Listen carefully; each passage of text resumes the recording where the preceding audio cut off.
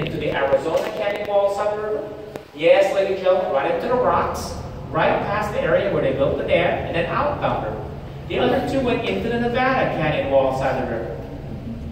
Now, you pay particular attention to this one in Nevada, though, this diversion tunnel. You follow it just about parallel with the dam. Ladies and gentlemen, that's where you are. You're standing inside a room, inside this big diversion tunnel, 537 feet below the surface where you just came from. So you're basically 54 hotel floors straight down to the Black Canyon rocks right now. So welcome. So now that you know where you are, here's the rest of the story. Once they selected a site, and this was that site they selected in 1930 to build the Hoover Dam, what they did is they moved upriver about a half a mile, and they did build these 4 diversion tunnels. Like I said earlier, the first 2 went right into the Arizona canyon wall side of the river, the other 2 into the Nevada canyon wall side of the river. Now all these diversion tunnels took 2 years to blast through them all.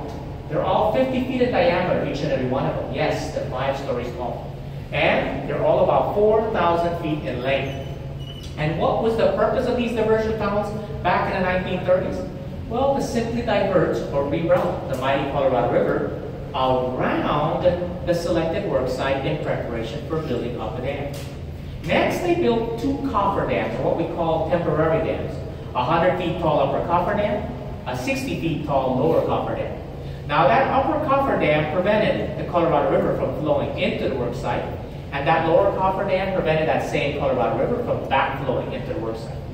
Once the work site was nice and dry, they went back to it, and they excavated 135 feet down to the bedrock of the river, and removed all loose rock and debris. Next, a 16-ton bucket of concrete was delivered and poured every 78 seconds, 24 hours a day, 7 days a week, non-stop for 2 straight years, day and night, until they built the dam.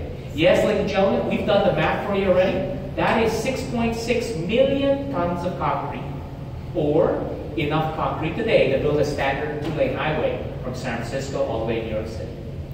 Now, once Hoover Dam was completed, they went back upriver, and they closed 3 of the 4 diversion tunnels.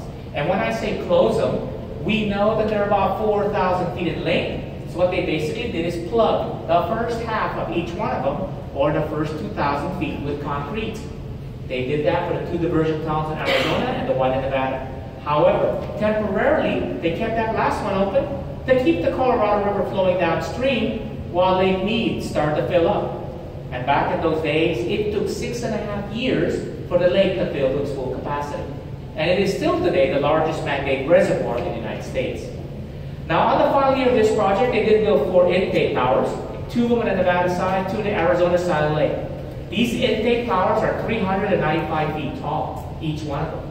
When you're standing on top of Hoover Dam later on this afternoon, staring at the lake, they are those big concrete structures that rise out of the lake. And what do? They simply move water. They move water from the lake down through these 30 feet diameter penstock pipes that eventually moves that lake water all the way to the generators that produce power. The very same 30-foot diameter penstock pipe coming from the lake in that direction, and it's flowing from your right to your left, right underneath this building. You saw it on that cutout to the right.